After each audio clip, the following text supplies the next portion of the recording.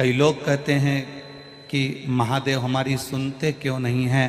हम कहते हैं ये आपकी भूल है कि महादेव आपकी सुनता नहीं है। एक बार दिल से, आंख से अगर आंसू गिरे भी है ना, तो वो आपको फूल पर चलाने की सामर्थ्यता रखता है और आपको मंजिल तक पहुंचाने की सामर्थ्यता रखता है। आप उससे कहो, आप उससे निवेदन करो। दुर्योधन और अर्जुन दोनों के गुरु एक ही थे। जो अर्जुन के गुरु थे वो दुर्योधन के गुरु थे। जितनी विद्या अर्जुन को मिली उतनी विद्या दुर्योधन को मिली। दोनों के गुरु एक थे, पर जीत किसको मिली? दुर्योधन को कि अर्जुन को? बोलो, जम के बोलो। अर्जुन को जीत मिली।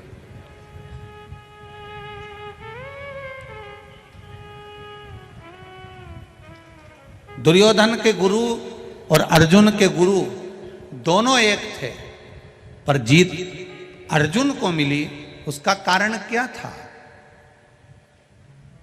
क्यों भगवान कृष्ण ने अर्जुन से कहा कि अर्जुन जाओ, पार्थिव शिवलिंग का निर्माण करो, पूजन करो, आराधना करो? क्यों अर्जुन से कहा गया कि भगवान का भजन करो? क्यों अर्जुन से कहा गया कि शिव नाम की भक्ति करो? क्यों युधिष्ठिर से कहा गया कि जहां मौका मिल जाए, जहां से निकल कर जाओ, उस मार्ग में शंकर भगवान का कोई मंदिर मिल जाए, कोई देवालय मिल जाए तो उसका शीश नवा दो?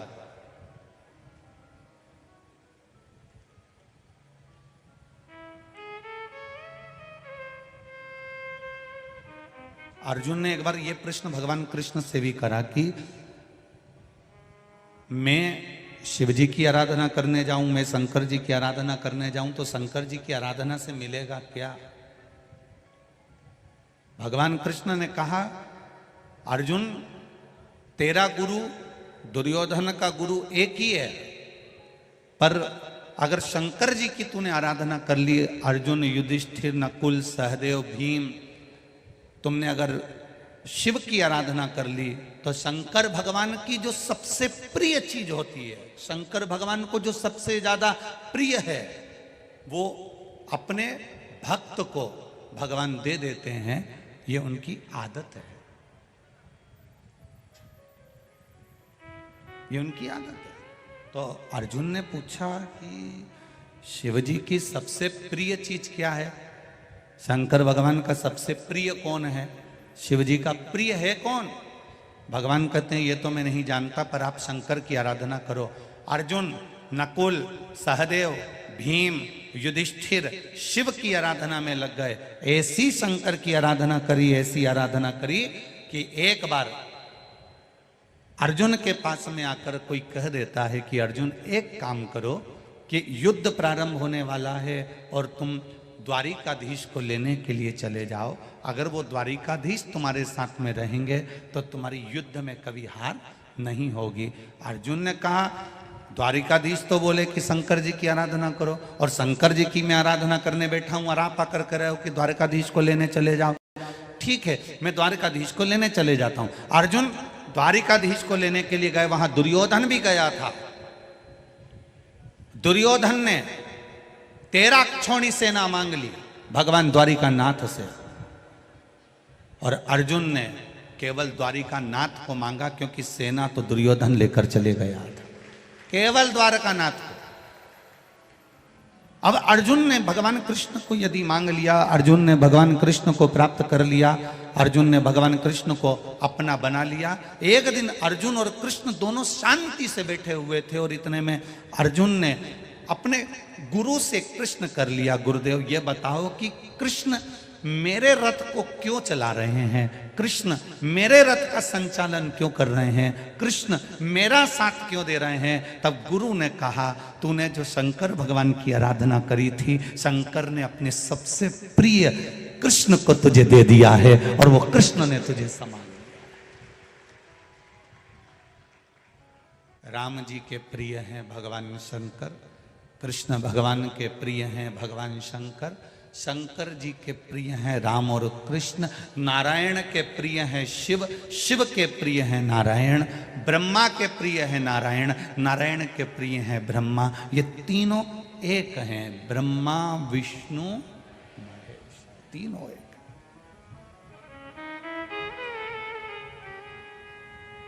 प्रणवक्षर के मध्यम यह तीनों ब्रह्मा विष्णु सदा जानत अविवेका, प्रणवक्षर के मध्य ओम अक्षर के मध्य यह तीनों एका।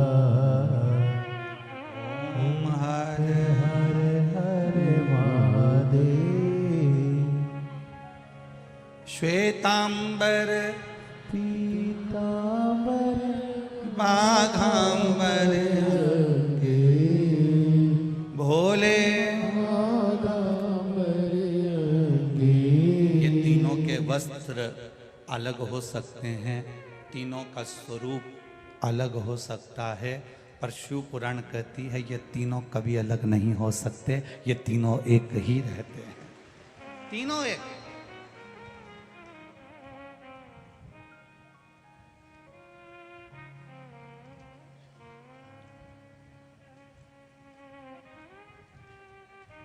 राजा भर्तरी ने अपनी बहन से, और बहन ने राजा भर्तरी को जो 3 बातों का ज्ञान दिया वो बड़ा विचित्र था। उसमें प्रथम पहली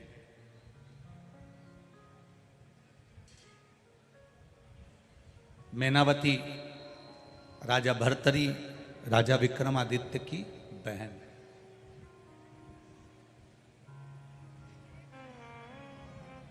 पहला वचन कह रही है, भैया मेरे गुरु गोरखनाथ कहते हैं, गुरु अगर प्रबल है तो अपने शिष्य को भी प्रबल बना देता है। गुरु का मात्र संग, गुरु का मात्र सत्संग, गुरु के संग आप चल रहे हैं, गुरु के सत्संग में आप चल रहे हैं, कहीं ना कहीं आप शिव की आराधना में डूबे हुए हैं, भगवत भजन में डूबे हुए हैं, तो गुरु आपको इतना भिंगो देगा, इतना भिंगो देगा कि फिर आपका चित्त, आपका मन, आपकी बुद्धि, आपका मन कहीं दूसरी जगह जाएगा ही। गुरु अगर भिंगो दे। राजा भर्तरी जब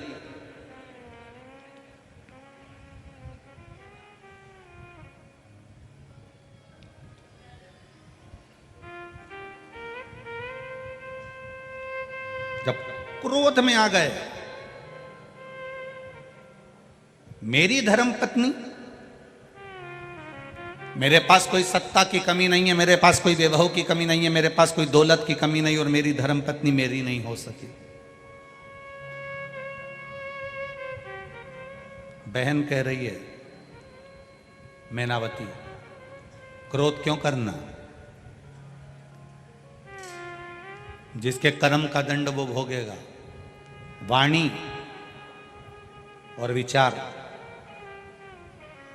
मैनावती कह रही है अपनी कंपनी का माल है, ये अपनी कंपनी का प्रोडक्ट है। वाणी और विचार, कितना भी दुख आ जाए, कितनी भी तकलीफ आ जाए, कितना भी कष्ट आ जाए, कितना भी दुख आ जाए, दुनिया के लोग चाहे तुम्हारे ऊपर कितना भी आक्षेप लगाएं, कितने भी शब्द कहें, वाणी और विचार ये अपनी कंपनी का प्रोडक्ट है, अपनी कंपनी का माल है। मैनावती कहती है, भैया कितनी भी दुख की परिस्थिति में, चाहे कोई कितना भी धोखा, कितना भी छल कर कर चले जाए, दो चीजों पर संयम रखना, एक वाणी पर और एक विचार पर। अगर वाणी और विचार तुम्हारे ठीक हैं तो मैनावती अपने भाई भर्तरी से कहती है फिर जवाब आपको नहीं देना है, जवाब देवाधिदेव महादेव देता है। आप हिसाब क्यों बराबर कर रहे हो? किसी ने गाली दी और आपने पलटकर गाली दे दी, किसी ने अपशब्द कहा आपने पलटकर अपशब्द कह दिया, किसी ने ताना दिया आपने पलटकर ताना दे दिया, किसी ने आड़ा टेढ़ा बोला आपने पलटकर आड़ा टेढ़ा बोल दिया। आपने अपनी वाणी को बेकार कर लिया, यह वाणी की कीमत आपने समाप्त कर ली। अब अगर वाणी की कीमत समाप्त हो गई है तो आपका जवाब देने के लिए महाकाल नहीं आएगा। आप मौन हो जाओ, चुप हो जाओ।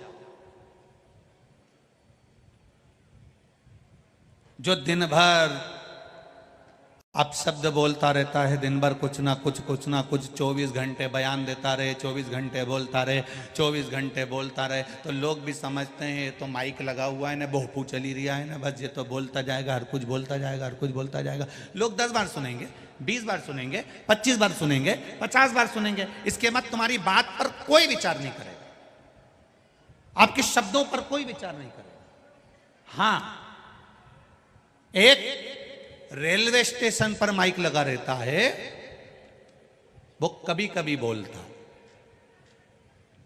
इतने नंबर की ट्रेन, इतने नंबर के प्लेटफॉर्म पर इतनी बजे पहुंचेगी, 4-5 बार वो बोल देगी, 6 बार बोल देगी, 7 बार बोल देगी। उसके बाद तुम्हारा ट्रेन का नाम फिर वो बोलेगी नहीं, और तुम वो तख्ती जो टंगी हुई है जिस पे चल रहा है उसको देखोगे, फिर बार बार सोचोगे अब तो बोल ही नहीं रही है, अब तो बोल ही नहीं रही है, अब तो इसकी आवाज ही नहीं आ रही है, सब ट्रेनों का बोल रही है, मम्मी अपनी ट्रेन का नहीं बोल रही है। पापा ऐसा लगता है कि ट्रेन का बोल ही नहीं रही है, कि मेरे को तो लगता है कि ट्रेन आ जाएगी और ये बोल ही नहीं पाएगी, ऐसा लग रहा है। अब अपने को उत्सुकता बढ़ रही है, कब बोले कब बोले कब बोले। फिर वो बोलती है कब, जब ट्रेन थोड़ी सी दूर पर रह जाती है, ट्रेन प्लेटफॉर्म पर आने की तैयारी में है, आप तैयारी कर लो। चुप रहने का यही फायदा है। आप किसी ने अपशब्द कहा, आप चुप हो गए, उसके बाद में उसके आने की तैयारी हो जाती है, वो आएगा और जवाब देकर जाएगा। आपको जवाब नहीं देना। ये जितनी डिग्रियां हैं, जितनी पढ़ाई आपने करी है, जितने विद्या अध्ययन आपने करा है, ये संसार सागर के लोगों के लिए करा है, उसकी डिग्री सबसे प्रबल है। उसकी डिग्री में ये नहीं देखा जाएगा कि आपने क्या विद्या अध्ययन करा है, उसकी डिग्री में ये देखा जाएगा कि आपने भूखे को भोजन कराया है क्या, उसकी डिग्री में ये नहीं देखा जाएगा कि आप किस कुर्सी पर बैठे हो, उसकी डिग्री में ये देखा जाएगा कि आपने अपने माँ बाप को एक रोटी दी कि नहीं दी, उसकी डिग्री में ये नहीं देखा जाएगा कि आपने बंगला कौन सा बनाया, उसकी डिग्री में ये देखा जाएगा कि आपके बंगले में आपके बुजुर्ग माता पिता रहते कि नहीं रहते, वो देखा जाएगा। आपकी डिग्री में आप कितने लाख की गाड़ी लाए, उसको नहीं देखा जाएगा। उसकी डिग्री में यह देखा जाएगा कि आपकी गाड़ी में कोई गिर पड़ा, कोई को तकलीफ थी, उसको तुम्हारी गाड़ी से कभी किसी देवालय तक, शिवालय तक, हॉस्पिटल तक, किसी अच्छे स्थान तक पहुंचा पाए कि ना पहुंचा पाए। उसकी डिग्री तुम्हारी कितनी भी प्रबल हो, वो डिग्रियां केवल यही देखी जा सकती है। पर वो जो डिग्री देखता है वो तुम्हारे मन की डिग्री, श्रद्धा की डिग्री, विश्वास की डिग्री और तुम्हारे भजन की डिग्री देखता है कि ये कितना भजन करा है, इसने शिव को क्या चढ़ाया। चढ़ाने से मतलब धन से मत लेना, शिव जी को धन से मतलब मत लेना कि शंकर भगवान को धन चढ़ाना है, शिव जी को दौलत चढ़ानी, ना ना ना ना। तुम क्या धन दोगे शंकर भगवान को, जिन्होंने अपनी धर्म पत्नी के लिए इतना जोरदार सोने का महल बनाया, क्या जोरदार सोने का महल बनाया, और इतना जोरदार महल बनाने के बाद एक चुटकी लगी, केवल चुटकी, और विशर्वा जी को पूजन करने बिठाकर वो सोने का महल 1 मिनट में दान कर दिया। 1 मिनट, 1 क्षण में दान कर दिया। क्या कोई करेगा, क्या कोई देगा? इस अंदाजे में मत रहो कि महादेव को तुम्हारे धन की जरूरत है, शंकर भगवान को तुम्हारी दौलत की जरूरत है, शिव जी को तुम्हारे सत्ता की जरूरत है। शंकर भगवान को तुम्हारी संपदा की जरूरत है। ना ना ना ना,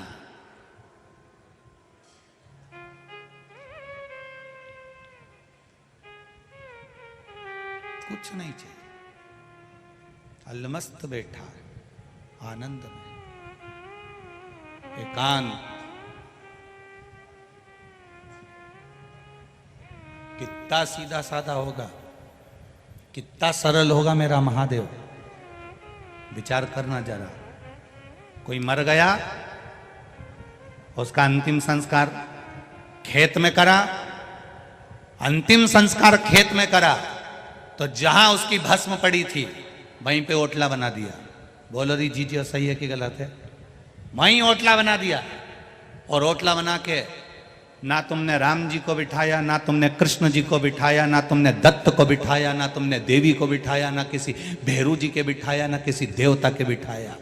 उस ओटले पर जो समाधि का ओटला है, जहां पर किसी का अंतिम संस्कार किया गया, उस जगह पर ओटला बनाकर तुमने किसी को नहीं बिठाया। बिठाया तो केवल एक कोई बिठाया। किसको?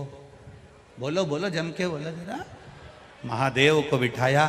नर्मदा जी नहाने गई थी, अस्थियां छोड़ने गई थी, वहां से शंकर जी खरीद के लिए आई और शंकर जी को यहाँ लाके ओटला पे बिठा दिया। फिर कोई पूछे कि साहब ये ओटला कैसा? तो हमारा दादाजी पर दादाजी मरिया था तो उनका ओटला है। तो इस पे शंकर जी क्या कर रहे हैं? शिव जी क्या कर रहे हैं यहाँ पर? शंकर जी को क्यों बिठाया? क्योंकि उसको मालूम है, उसको ये ज्ञात है, कभी कोई भूल से भी एक लोटा जल परिवार का व्यक्ति जाकर उस ओटले पर शंकर जी को अगर चढ़ा भी देगा तो ये जो भूमि है, ये जो जगह है, ये अपने आप में मोक्ष प्राप्त कर लेगी उसके जल से। मुक्ति। कितनी दुखी थी पृथ्वी। रामचरितमानस को उठाकर देखिए, पृथ्वी अपने दर्द सुना रही है कि चारों तरफ रावण का हाहाकार मच रहा है, आप कृपा करिए। कृष्ण अवतार के समय पर पृथ्वी दुखी थी, जाकर भगवान नारायण से प्रार्थना करती है कि कंस का अत्याचार बढ़ रहा है, आप कृपा करिए। बार बार पृथ्वी दुखी होती है, बार बार ये भूमि, ये वसुंधरा बार बार दुखी होती है, बार बार ये वसुंधरा रोती है, बार बार ये पृथ्वी रोती है, बार बार ये भूमि नैनों से नीर बहाती है। जब पाप बढ़ता है, अनाचार बढ़ता है, दुराचार बढ़ता है, ये पृथ्वी रोती है। आंखों से आंसू बहता है।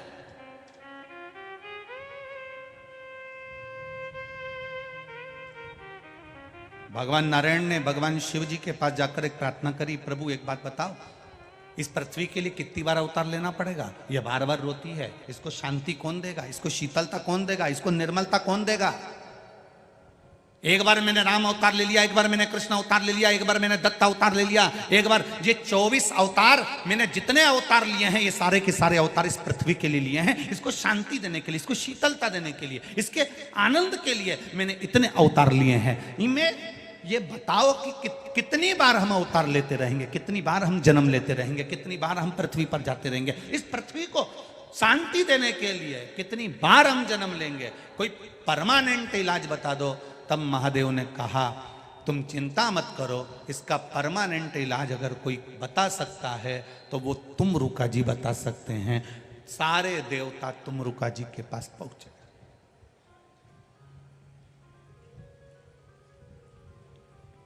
ब्रह्म वैवर्त पुराण का ये चरित्र बड़ा सुंदर है।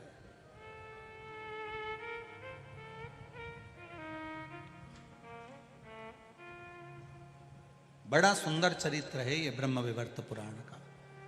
पृथ्वी को बार बार तो नारायण पृथ्वी पर नहीं आ सकते, तो पृथ्वी को संतुष्टि कौन देगा? पृथ्वी को शांति कौन देगा? पृथ्वी को धीरज कौन देगा? पृथ्वी को संभालेगा कौन? शीतलता कौन देगा? तुमरुका जी के पास जाओ। तुमरुका जी के पास गए। तुमरुका जी भगवान शिव की भक्ति में लगे थे, शिव जी के शिवलिंग पर जल चढ़ा रहे थे। भगवान नारायण, ब्रह्मा, इंद्र, वायुदेव, जलदेव, गरुण देव, वरुण देव सब वहीं खड़े थे, सब देख रहे थे। तुम रुका जी शिव जी की आराधना कर रहे हैं, जल चढ़ा रहे हैं। बड़े धीरे धीरे धीरे धीरे आराम से शिव जी को जल चढ़ा रहे हैं। जितने विद्वान ब्राह्मण होंगे इस पृथ्वी के, जितने भू देवता हैं इस पृथ्वी के, जितने चतुर विद्वान ब्राह्मण जिन्होंने वेद पुराण शास्त्र का अध्ययन किया है, वो हमेशा एक बात जरूर कहते हैं कि शंकर जी का जब अभिषेक करो तो धीरे धीरे जल को चढ़ाओ, आराम से जल को समर्पित करो। ये जल का जो लोटा होता है, पात्र होता है, थोड़ा सा शिवलिंग से कम थोड़ी सी दूरी बनाकर रखो। शंकर भगवान को अगर आप मल रहे हो तो ये तांबे का लोटा, पीतल का, चांदी का लोटा तुम्हारा शंकर को टच नहीं होना चाहिए। क्यों? अपने बच्चे को नहला रहे हो, अपने पिताजी को नहला रहे हो, अपनी माताजी को नहला रहे हो और माथा भी ठोकते जा रहे हो। हमारे यहाँ ये शास्त्र नहीं कहता। विद्वान ब्राह्मण कहते हैं जिन्होंने वेद पुराण शास्त्रों का अध्ययन किया है, ऐसे भू देवता इस भूमंडल के कहते हैं भगवान का अभिषेक करते समय जल की धार धीरे धीरे चलना चाहिए।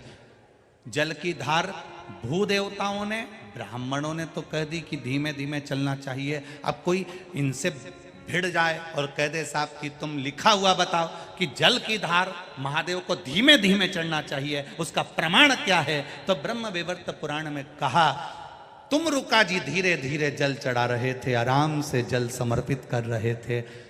ब्रह्मा विष्णु आदि कादिक सब ने जब तुम रुका जी उठे, उठते से उनसे पूछा तुम ये क्या कर रहे हो? जल तो जल्दी भी चढ़ा सकते हो, फिर तुमने धीरे धीरे क्यों चढ़ाया?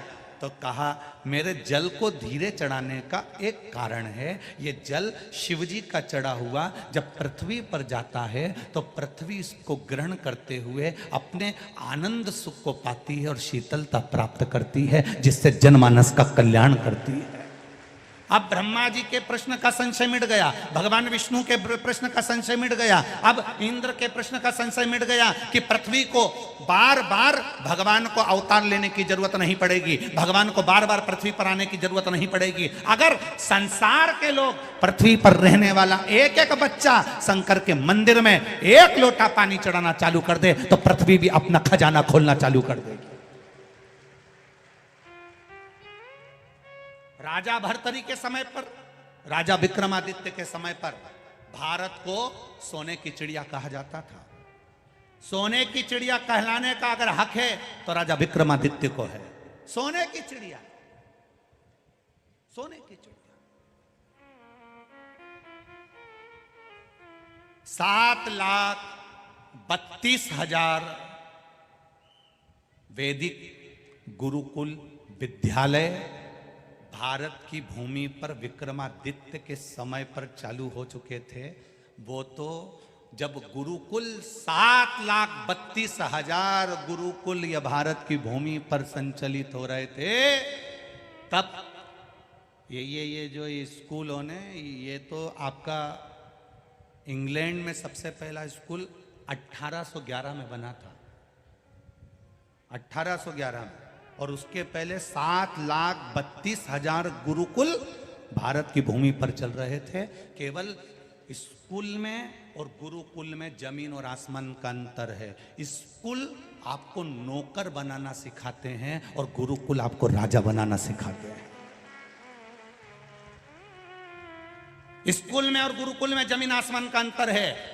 स्कूल आपको नौकर बनाना सिखाएंगे, इंजीनियर बन जाओगे तो कहीं नौकरी मिल जाएगी, अच्छी कंपनी में जॉब करोगे, अच्छी कंपनी में सर्विस करोगे। स्कूल वाले ये कभी नहीं कहते कि अपनी कंपनी डालने का प्रयास करना, पर गुरुकुल में गुरु कहता है अगर तू विद्वान बन गया तो तेरी खुद की कंपनियां चलेगी, तेरे साथ महादेव साथ चलेगा। स्कूल में और गुरुकुल में जमीन और आसमान का अंतर है। स्कूल में पढ़ाया जाता है कि तुम अगर पढ़ लोगे तो कहीं ना कहीं, तुम भी कहती हो, जितनी माताएं बैठी हैं इनसे पूछो अपने छोरा छोरी को एक ही बात कि अच्छा पढ़ ले तो कहीं नौकरी मिल जाएगी। मतलब तुम भी चाहते हो कि तुम्हारा छोरा कहीं नौकरी करे, कहीं नौकरी करे, कहीं नौकरी करे, कहीं नौकरी करे। मतलब वो दुनिया भर की, इंग्लैंड में स्कूल इसलिए चालू करे गए कि भारत के लोगों को गुलाम बनाना था अपनी कंपनी में, अपनी प्रॉपर्टी में, अपनी जमीन पर, और उन्होंने करा।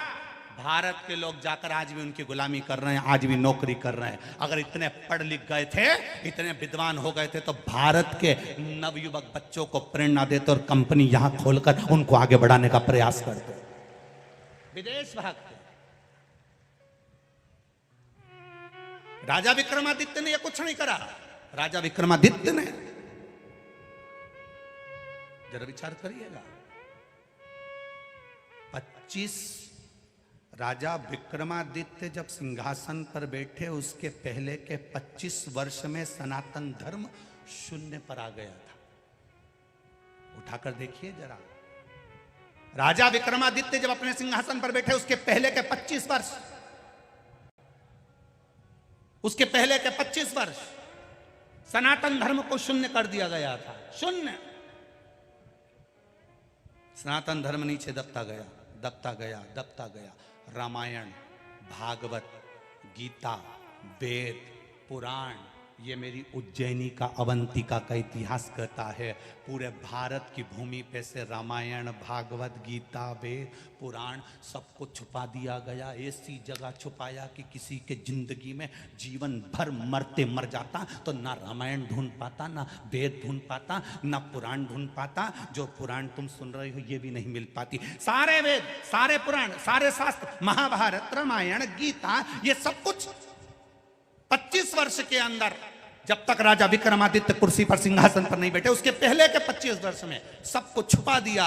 ऐसा छुपाया, ऐसा छुपाया कि राजा भर्तरी भी नहीं ढूंढ पाए थे, उनके पिता भी नहीं ढूंढ पाए थे। जब राजा विक्रमादित्य भर्तरी के जाने के बाद सिंहासन पर बैठे, तो उन्होंने पहला काम करा, एक ही चीज करी कि सबसे पहले महाभारत, रामायण, गीता, वेद और पुराण कहाँ छुपे हैं उसको ढूंढा जाए। पृथ्वी को उखेड़ दिया, एक एक जहां जहां पर्दे आदि आदि लगे थे, जितने जितने जो जो बने हुए थे, सबको तोड़कर उन्होंने वो वेद, पुराण, गीता, रामायण, शास्त्रों को निकाला और निकालकर विद्वान ब्राह्मणों के हाथ में दे दिया, तुम पढ़ो। पढ़ने के बाद इसका प्रचार पूरे ब्रह्मांड में करो। आज वापिस सनातन धर्म अगर भारत गौरव के शिखर पर चढ़ा है तो राजा विक्रमादित्य के कहने पर चढ़ा। आज दुनिया के लोग कहते हैं हम रामायण के वक्ता, कोई कहे हम भागवत के वक्ता, कोई कहे हम शिव पुराण के वक्ता, कोई कहे हम गीता के वक्ता। विक्रमादित्य, राजा विक्रमादित्य को धन्यवाद देना चाहिए। अवंतिका की भूमि पर रेलवे स्टेशन पर शीश नवाओ तो सबसे पहले राजा विक्रमादित्य को धन्यवाद देना कि तुमने भारत की स्थापना वापिस कर दी है। राजा विक्रमादित्य को धन्यवाद देना। अवंतिकापुरी में जितनी पाठशालाएं चले, उन पाठशालाओं में एक पुस्तक राजा विक्रमादित्य की भी चलना चाहिए, जिसने इस अवंतिका का निर्माण नहीं, पूरे भारत को सनातन धर्म का निर्माण करा है। ये कोई सहज है राजा विक्रमादित्य? बस उसकी 2-3 कहानी सुना दी, 32 की कहानी सुना दी और सिंहासन की कहानी सुना दी। उसके गौरव की कहानी कौन सुनाएगा? उसके इतिहास को कौन जानेगा? उसको पहचान जो चलता था तो काल अधिपति के शिखर को देखकर चलता था। रानी कहती थी मंदाला, स्वामी आप बार बार महाकाल के शिखर को क्यों देखते हो? रानी से राजा एक ही बात कहता था, एक दिन मुझे भारत को उसी शिखर तक पहुंचाना है, उसी शिखर तक, उसी शिखर तक। पूरी दुनिया के शिखर देखना और एक बार मेरे महाकाल राजा का शिखर देखना। पूरी दुनिया के शिखर में केवल शिखर नजर आएगा, पर मेरे महाकाल के शिखर में एक गोल चक्र, उसमें किरणें निकलती हुई नजर आएगी, क्योंकि महाकाल के शिखर को राजा विक्रमादित्य ने कहा था मेरे भारत को शिखर तक पहुंचाना है और सूर्य की किरण जैसी फैलाना है। इसलिए आज भी महाकाल पर सूर्य की किरण का शिखर चढ़ा है।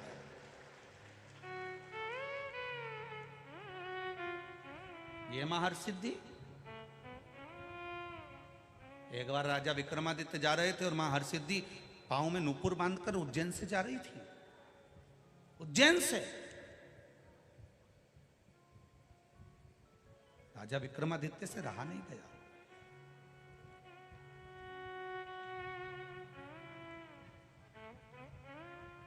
रहा नहीं गया राजा विक्रमादित्य से।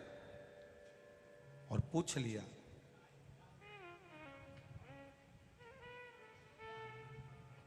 पूछा, पहले तो पीछे पीछे चले महर्षिद्धि के।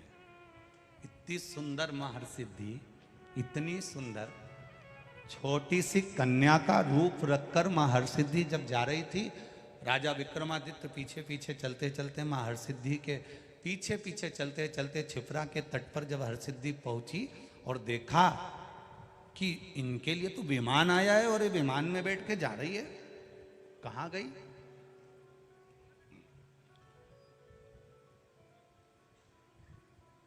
रोका।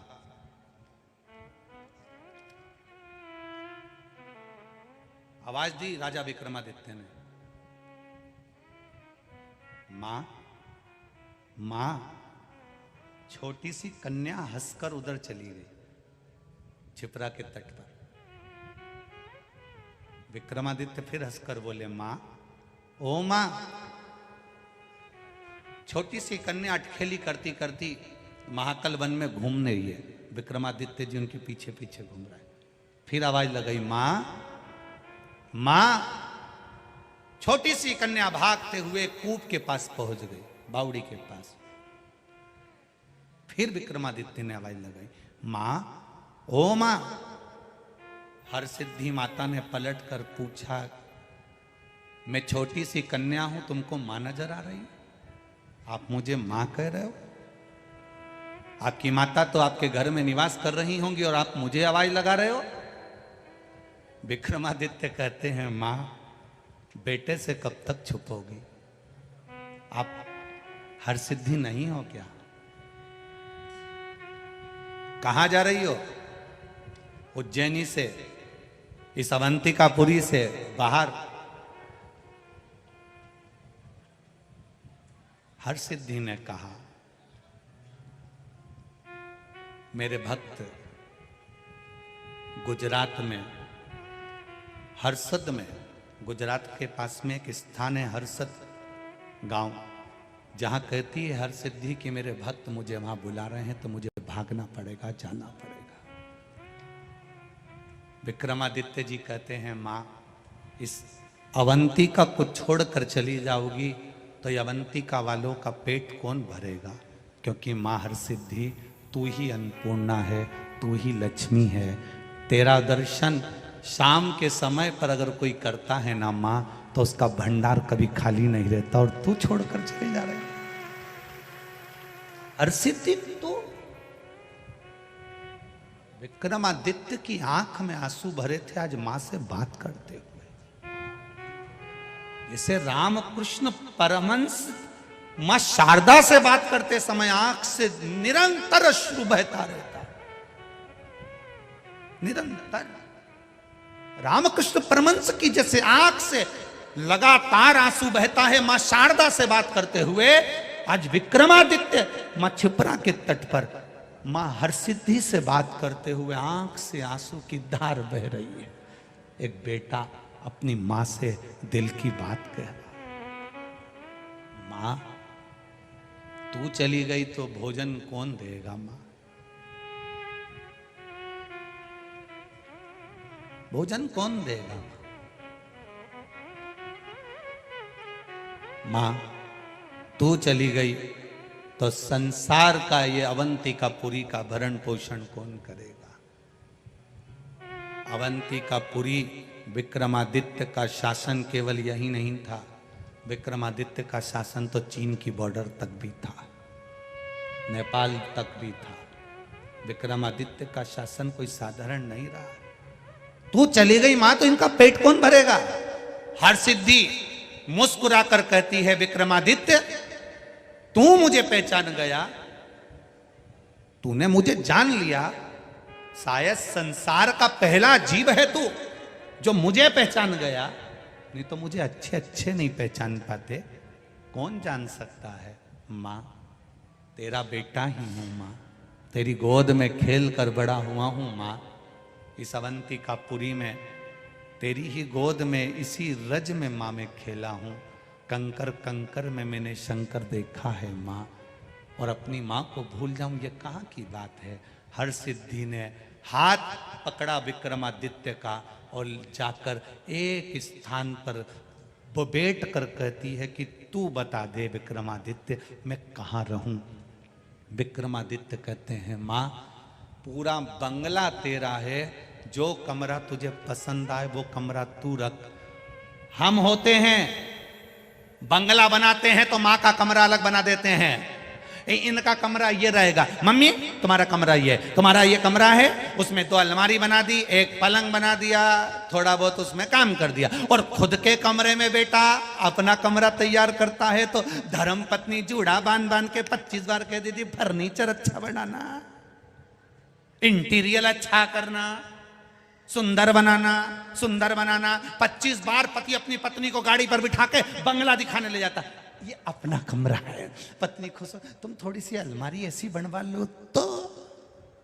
एक बार माँ के कमरे में बहू ने नहीं बोला कि इसमें एक फोटो भगवान का भी लगा देना, तो माँ 24 घंटे भजन करती रहेगी, स्मरण करती रहेगी। अपने कमरे में ऐसा करवा लो, अपने कमरे में ऐसा करवा लो। विक्रमादित्य राजा विक्रमादित्य माँ हरसिद्धि से कहते हैं ये पूरा बंगला तेरा है, ये पूरा अवंतिकापुर तेरा है, माँ तू जहां बैठेगी वो तेरा निवास होगा।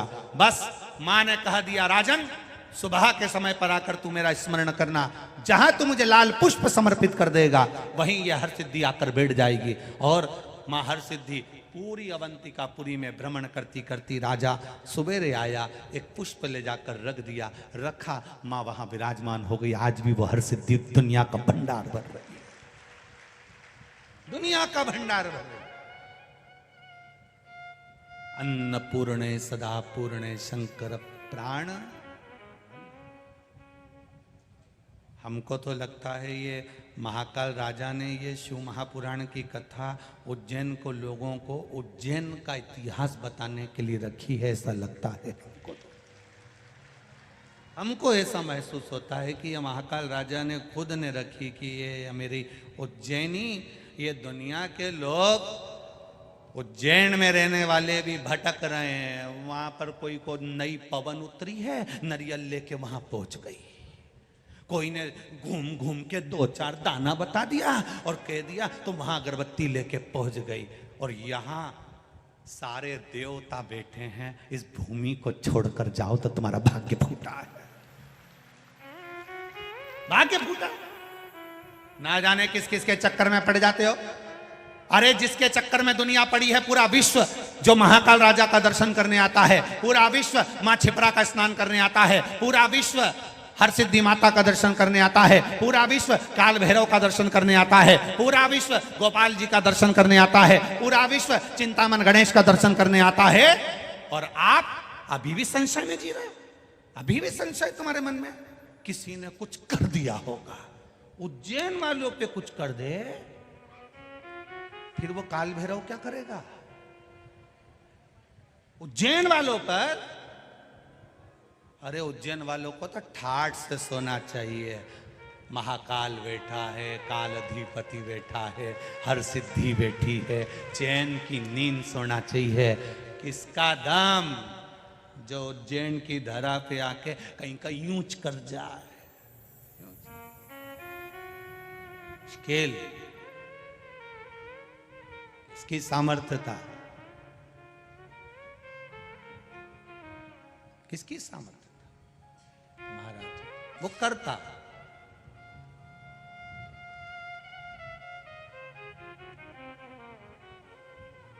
महाराज बस उसका किया गया भजन, उसका किया गया स्मरण, उसका किया गया मंत्र जाप।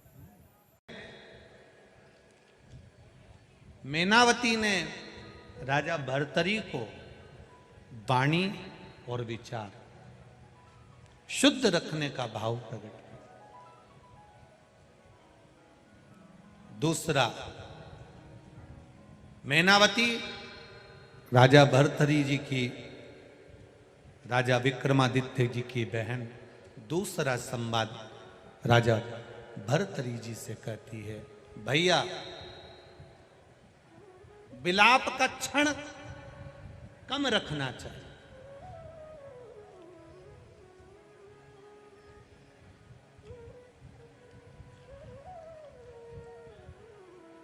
जो चला गया, कोई धन लेकर चला गया, कोई संपदा लेकर चले गया, कोई 2-4 लाख, 10 लाख, 50 लाख खाकर भग गया। अब आप उसके चक्कर में दुखी हो कर बीमार क्यों हो रहे हो?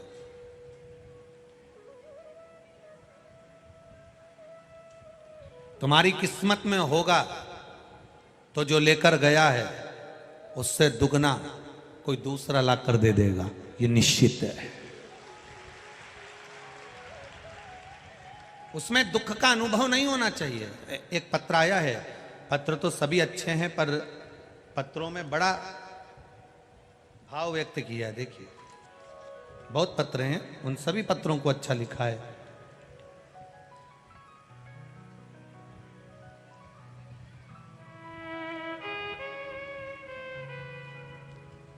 श्रीमती साधना तिवारी, पत्नी ओम प्रकाश तिवारी, ग्राम पोस्ट कोरिहर, जिला रायबरेली, उत्तर प्रदेश से आई हैं। कहीं बैठी हो तो दोनों हाथ हिलाइएगा। जहां कहीं बैठी हो तो इस तरह से दोनों हाथ हिला देना एक बार।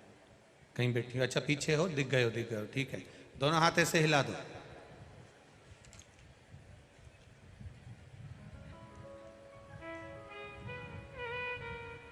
गुरुजी 2017 से परेशान थे। हमारे छोटे बेटे को सर में ट्यूमर हो गया था, जिसका फोटो हमने लगाया। 2 बार रायबरेली हॉस्पिटल में सर्जरी करवाई लेकिन ठीक नहीं हुआ। फिर लखनऊ के पीजीआई हॉस्पिटल में दिखाया, वहां के डॉक्टरों ने 3 बार सर्जरी की, फिर भी ठीक नहीं हुआ। गुरुजी 5 बार सर की सर्जरी हो गई थी। गुरुजी कुछ भी हो सकता था लेकिन भोले बाबा की कृपा थी। फिर वहीं पर गांठ हो गई जो मुंबई जांच के लिए गई। जांच के लिए जो गांठ भेजी गई, फिर डॉक्टर ने कैंसर बता दिया, जिसकी रिपोर्टें सारी जांचें हमने लगाई है, एक्सरे और पूरी जांचें उसमें लगी हुई है। गुरुदेव कैंसर बता दिया। 24 साल शादी के हो गए गुरुदेव। पति को नींद में उलझने की, अर्थात एकदम श्वास रुक जाना, बंद हो जाना, उसकी बीमारी भी लगी हुई है। एक बेटा है जिसके पेट में पथरी है, ग्राइविडर में। हम सब दुखी थे गुरुदेव, आखिरी में करें क्या। तभी मेरी भाभी ने मुझसे पूछा, अब कैसा है बेटा? हमने कहा उसको तकलीफ है, परेशान मत हो, कथा आती है टीवी पर, आस्था चैनल पर, उसको जरा सुनना चालू कर। और कथा सुनने के लिए हम तैयार हुए। कथा में आपने कई बार भगवान शिव को जल चढ़ाकर बेलपत्र का वर्णन किया, वही हमने करना प्रारंभ करा। गुरुदेव कथा सुनते सुनते 2022 में फरवरी से हम कथा सुन रहे हैं और आपकी कथा काशी भी सुनने गए और बाबा से काशी में पंडाल में बैठकर प्रार्थना करके आए थे कि मेरे बेटे को कैंसर बताया है, बस ये ठीक हो जाए, ऐसी कृपा करना। एक बेटे को पथरी है ग्रेविडन में, वो भी ठीक हो जाए, ऐसी कृपा करना। पति के लिए भी बोल कर आए थे गुरुदेव। बाबा की कृपा से आज महाकाल की भूमि को नमन करने आए हैं। मेरे बेटा कैंसर की बीमारी से ठीक हो गया है और बेटा बड़ा भी ठीक है, इसलिए हम यहाँ नमन करने के लिए आए हैं। बस एक विनती और है, मेरा पति भी ठीक हो जाए, यही बाबा से प्रार्थना करने आए। हर हर। अब ठीक है बाबू, दोनों हाथ उठाकर एक बार हर हर महादेव कर दो। हर हर महादेव। एक पत्र और आया है, बड़ा सुंदर है भाव से।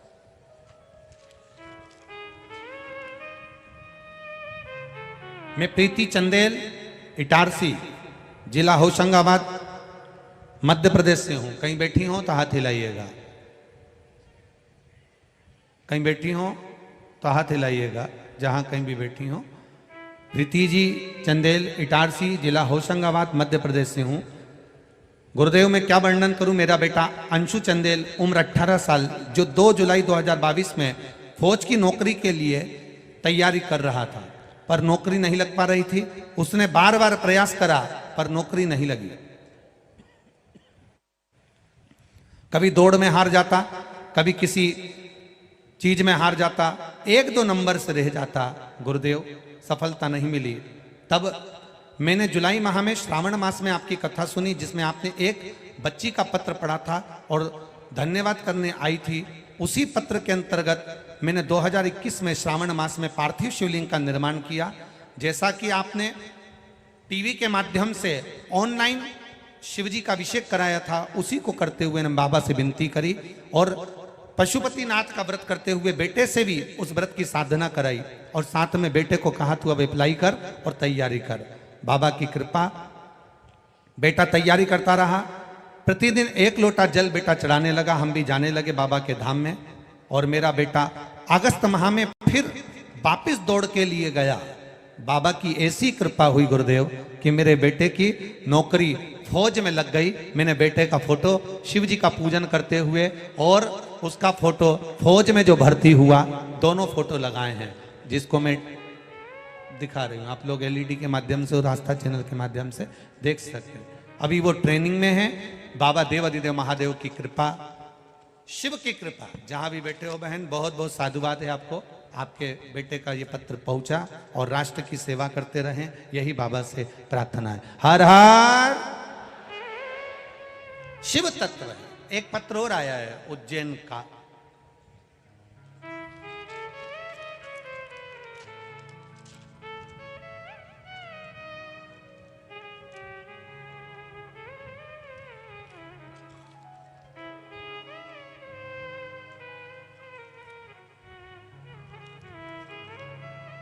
पत्र ढूंढेंगे। उज्जैन की एक माता जी ने लिखा है,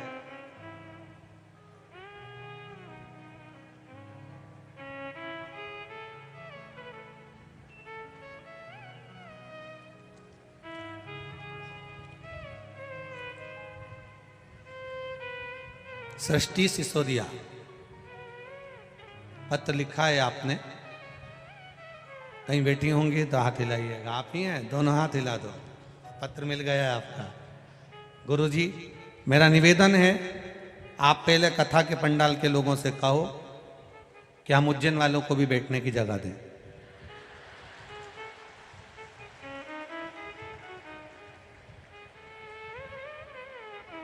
बोल बम का नारा है और बाबा ये सहारा है। बेटी सृष्टि, बहुत सुंदर बात आपने कही है।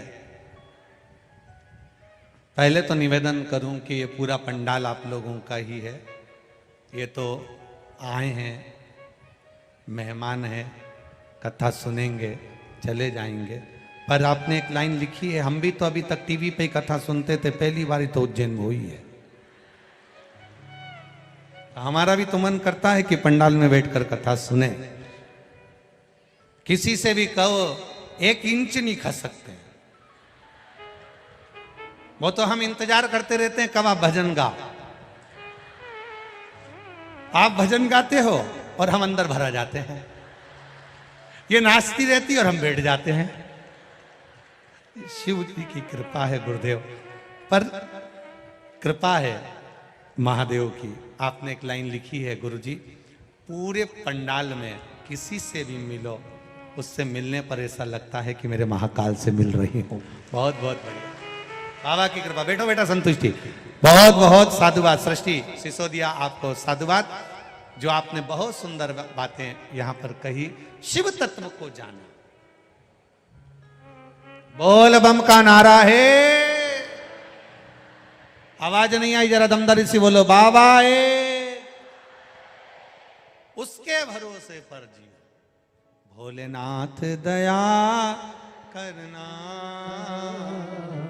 मैं तेरे भरोसे हूँ। मेरे बाबा दया करना,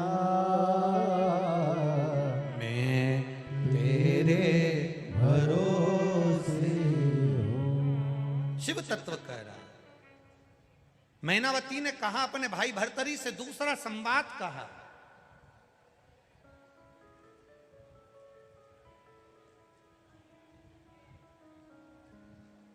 बहुत समय तक दुखी ना रहे। जो चला गया है, महादेव क्यों लिया है, किस लिए लिया है, यह महादेव जान सकता। क्यों लिया, किस लिए लिया, ये महादेव के ऊपर। जो चला गया उसके लिए ज्यादा दुख ना करो भरतरी। अगर आप दुख करोगे तो अपने शरीर को कष्ट प्रदान करोगे, अपने शरीर। जाओ शिव के मंदिर, शंकर की चौखट पर, शिव की आराधना में, शिव के गुणगान में।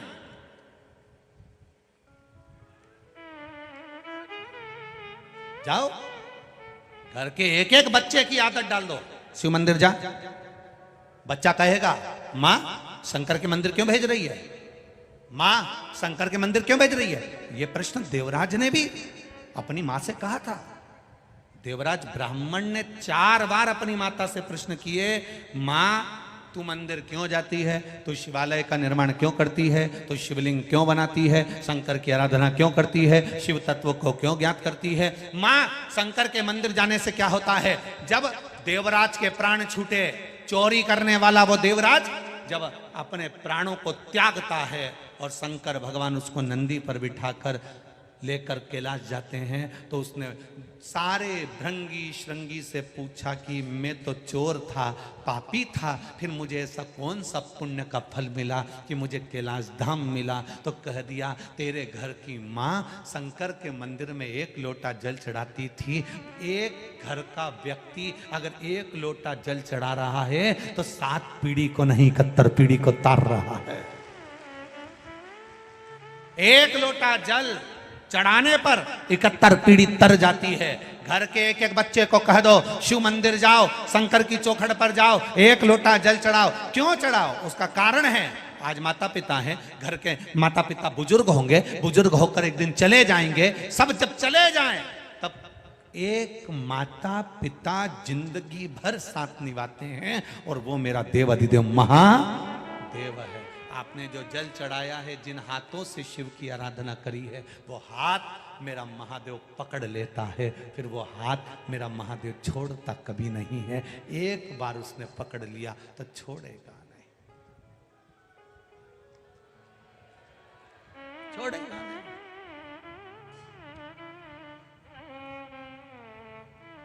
सारी समस्या का हल होना चाहिए। और आप भी 50 बार लोगों से कह सकते हो 1 लोटा जल चढ़ाओ, शिव जी का आराधना करो, शंकर का भजन करो, शिव स्तुति करो, शंकर का गुणगान करो। इन पत्रों में एक बेटी ने पत्र लिखा। उस बेटी ने पत्र में लिखा कि मैंने नौकरी के लिए इतने साल से परेशान थी, इतना करा इतना करा इतना करा, आखिरी में मैं क्या वर्णन करूं गुरुदेव। बाबा की कृपा से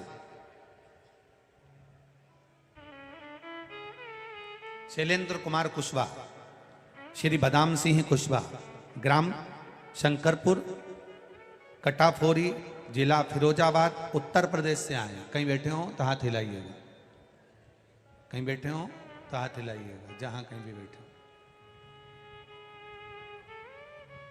बाबा की कृपा का क्या वर्णन करूं। मेरा मोबाइल नंबर यह है गुरुदेव। मेरी धर्मपत्नी विनीता कुशवाहा जो पिछले 6 वर्ष से एग्जाम दे रही थी, पर हर बार गुरुजी वो 1-2 नंबर से रह जाती थी। प्रयास किया, कोई सफलता नहीं हाथ लगी।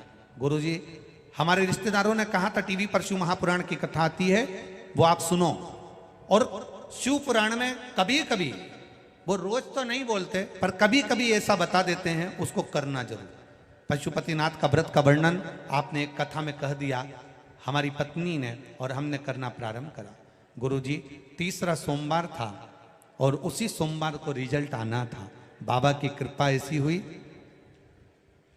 मेरी पत्नी DSSS B में TGT के पद पर पदस्थ हो गई और उसका अध्यापिका के रूप में उसका सिलेक्शन हो गया और उसकी नौकरी लग गई। बहुत बहुत साधुवाद।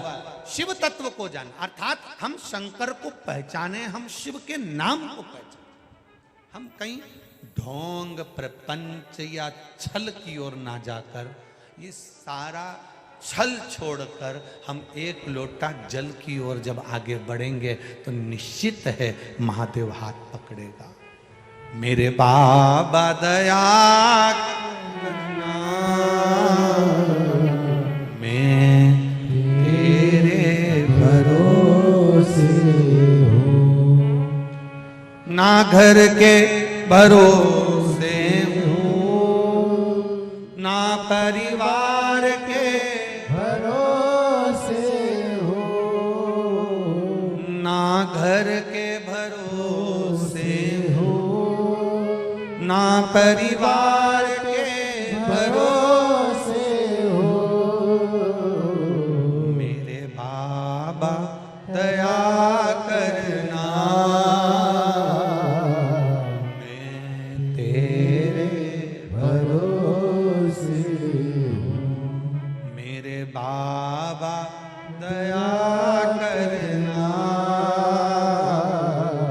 मैं तेरे भरोसे हो। आओ उससे, आप दिल से उससे प्रार्थना। क्यों रोना किसी गम के लिए? हो गया, खा गया, ले गया। मैनावती कह रही है अपने भाई से, अधिक दुख जीवन में तकलीफ पैदा कर देता, अधिक दुख।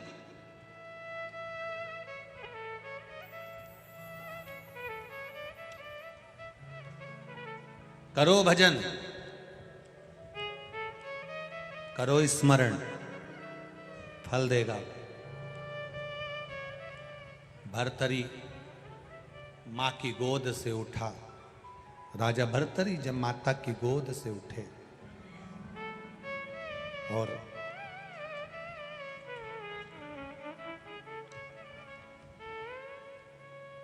माता की गोद से जब राजा भर्तरी उठते हैं,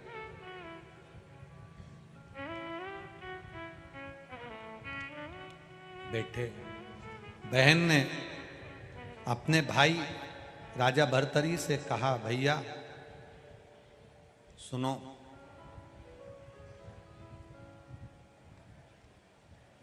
या तो राष्ट्र की सनातन धर्म की रक्षा के लिए आप सिंहासन संभालो, या फिर अपने इस मनुष्य देह को, जो मानव का शरीर मिला है, इस देह को परमात्मा में लगा।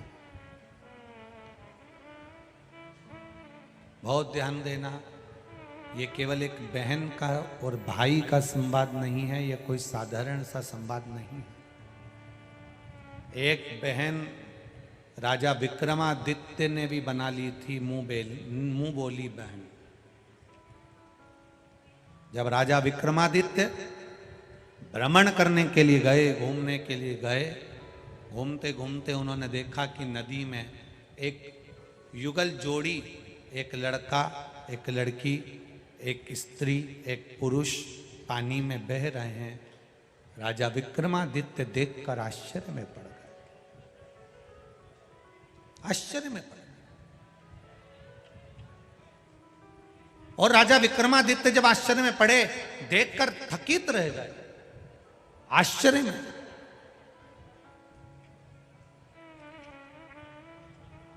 थकित।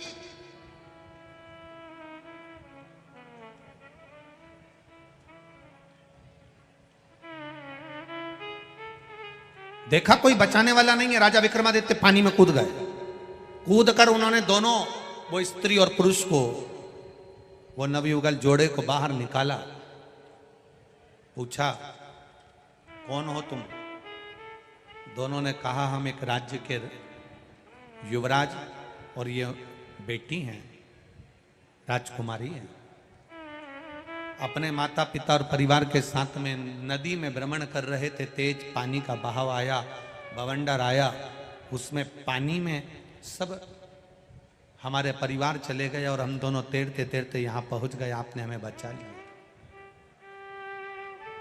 राजा विक्रमादित्य जिस लड़के और लड़की से बात कर रहे थे, उसमें जो लड़की थी, जो राजकुमारी थी, वो बड़ी सुंदर थी, अति रमणीय, बहुत सुंदर, जिसको देखकर देवता भी अप्सराओं को भूल जाए, इतनी सुंदर वो राजकुमारी थी, इतनी सुंदर राजकुमारी, जिसको देखकर देवताएं भी अप्सराओं को भूल जाएं, इतनी सुंदर वो राजकुमारी का जब दर्शन किया और उन दोनों को लेकर राजभवन में गए। राजभवन में जाने के बाद सारे साज सजा दिए गए कि आप यहाँ निवास करो, भोजन करो, पानी पियो, आनंद से रहो। मना नहीं, आपके राज्य में हमें भेज दिया जाएगा। जब वो निवास करने लगे, इतनी सुंदर राजकुमारी, इतनी सुंदर राजकुमारी, वो राजकुमार ने उस राजकुमारी के लिए विचार करा, कहा ये मेरी बहन है और हम इसके लिए वर ढूंढ रहे हैं, और इतना अच्छा राजा विक्रमादित्य है, इतनी सुंदर मेरी बहन है, क्यों ना राजकुमार ने विचार करा कि अपनी बहन का विवाह इस विक्रमादित्य राजा के साथ पक्का कर दूं। पर राजा विक्रमादित्य ने उन दोनों को रखा, जिमाया, पानी पिलाया, भोजन कराया, वस्त्र दिए, आभूषण दिया, रखा।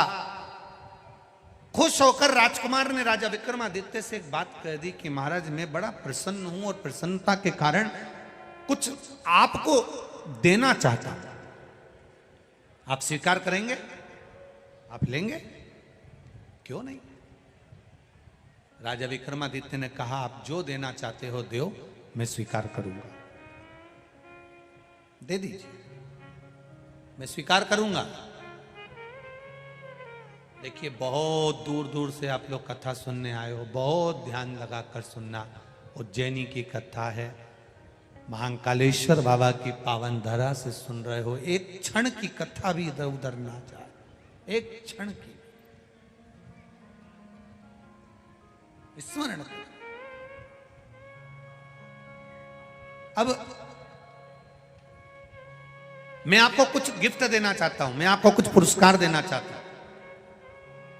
आपने हमको वस्त्राभूषण दिए, भोजन दिया, पानी दिया, रुकाया, सेवा करी, हम कुछ देना चाहते हैं, आप स्वीकार करेंगे? भगवान विक्रमादित्य ने कहा हम स्वीकार कर लेंगे, दे दीजिए, दे दो आप।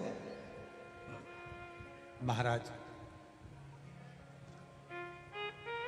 मैं मेरी बहन को आपको देना चाहता हूं, स्वीकार करोगे? अब नगर का राजा विक्रमादित्य साधारण नहीं है। जरा समझिएगा कि राजा विक्रमादित्य थे कैसे। शिव का भगत कैसा होता है, शंकर भगवान का उपासक कैसा होता है, शिव की आराधना करने वाला कैसा होता है, जिसके घर के संस्कार श्रेष्ठ होते हैं उस घर का बेटा कैसा होता है, वो समझने का विषय है राजा विक्रमादित्य की कथा। ये शिव महापुराण की कथा। आप स्वीकार करोगे? हाँ, मैं अपनी बहन को आपको देना चाहता हूं, आप स्वीकार करोगे? राजा विक्रमादित्य ने कहा क्यों नहीं करेंगे। आपने अपनी बहन को मुझे दिया, मैं स्वीकार करता हूं, आज से मेरी ये बहन कहलाएगी, आज से मेरी ये बहन कहलाएगी, मैं इसको स्वीकार करता हूं। युवराज स्तुप्त हो गया। जो अपनी बहन का प्रस्ताव राजा विक्रमादित्य को देता है वो स्तुप्त।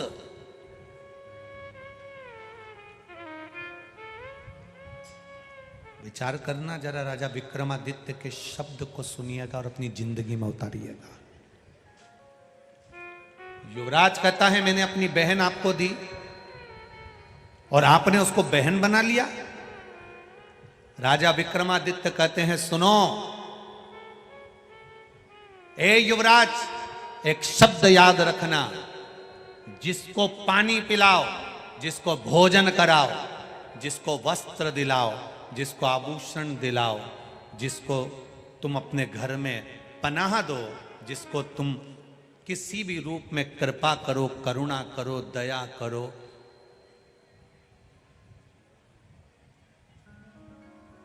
उससे कुछ लेने की आस छोड़ दो। और अगर कोई दे भी रहा है तो उससे वो रिश्ता बनाना जिस रिश्ते की पवित्रता हो, उस पवित्रता के रिश्ते को लांछन ना लगे। एक व्यक्ति अगर एक बहुत विचित्र बात करें, शायद दुनिया के लोगों को ये बात बुरी लग जाए, और वैसे भी सियोर वाला महाराज बुरा है, लग जाए तो लग जाए, पर सुन लो तुम तो, चाहे दुनिया के लोगों को यह बात बुरी लग जाए, और लग सकती है, कईयों को लगेगी ये बात बुरी और लग जाए। राजा विक्रमादित्य कहते हैं अगर किसी को पनाह दी है, किसी को पानी पिलाया, किसी को भोजन कराया, किसी को शरणागति दी है, किसी के लिए तुमने कुछ करा है, तो उसके परिवार के व्यक्ति पर तुम्हारी गलत दृष्टि नहीं होना चाहिए, अच्छी निगाह रखिए। अब दुनिया को देखिए, दुनिया की दृष्टि देखिए।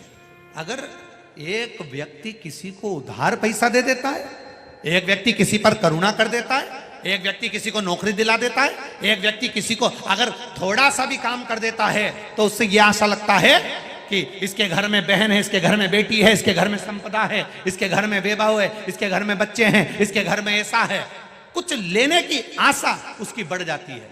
पर राजा विक्रमादित्य का संवाद कहता है, भंडारे में भी अगर भोजन करा रहे हो, किसी को 2 गुलाब जामुन भी खिला रहे हो, अगर किसी को नुक्ति भी परस रहे हो, तो ये आस लेकर मत परसना कि ये मेरा पहचान वाला, एक दिन जब मैं जिम में बैठूंगा तो ये मुझे 4 गुलाब जामुन परसेगा या नुक्ति ज्यादा परसेगा। ये आशा राजा विक्रमादित्य कहते हैं इसको लेकर मत रहना। पर आज की जो अभिलाषा है, आज का जो क्रम है, आज का जो विचार है, वो बिल्कुल उल्टा है, बिल्कुल उल्टा। हमने इसके लिए यह करा तो इसको हमारे लिए यह करना चाहिए। आशा क्यों लगाई? शिव पुराण करे आशा एक राम जी से दूजी आशा, छोड़ दो नाता एक राम जी से दूजा नाता, साधु संगे राम रंगे अंग अंग, रंगी और जाई विधि राखे राम, विधि रही। क्यों कहा?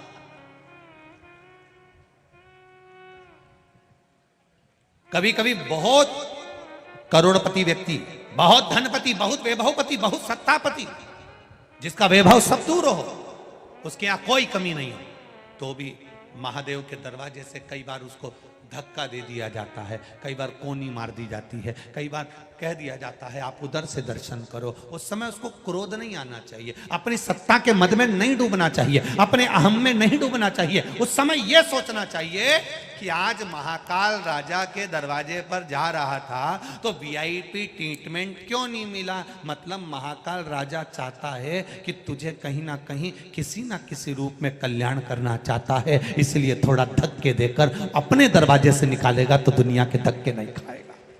अच्छा सोचो, अच्छा विचार करो, शुद्ध भाव रखो, शुद्धता का स्मरण करो। जब आप अच्छा सोचने लगोगे कि आखिर कारण क्या था जो मैं मंदिर गया और पुजारी जी ने मेरे से जल नहीं चढ़वाया, या भगवान ने मेरे से दर्शन नहीं कराया, या मेरे को वीआईपी ट्रीटमेंट नहीं मिला, कारण क्या है?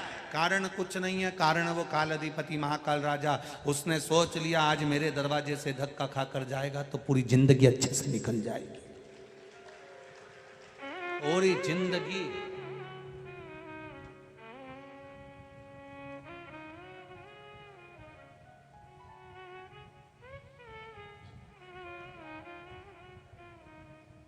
पूरा जीवन एक आनंद के साथ निकल जाए।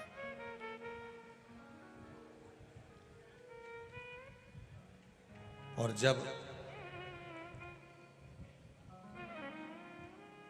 फिर निवेदन है, जिसने मेरे महादेव के दरवाजे के धक्के खा लिए वो दुनिया में फिर कभी कहीं धक्का नहीं खाता है, कभी धक्का नहीं।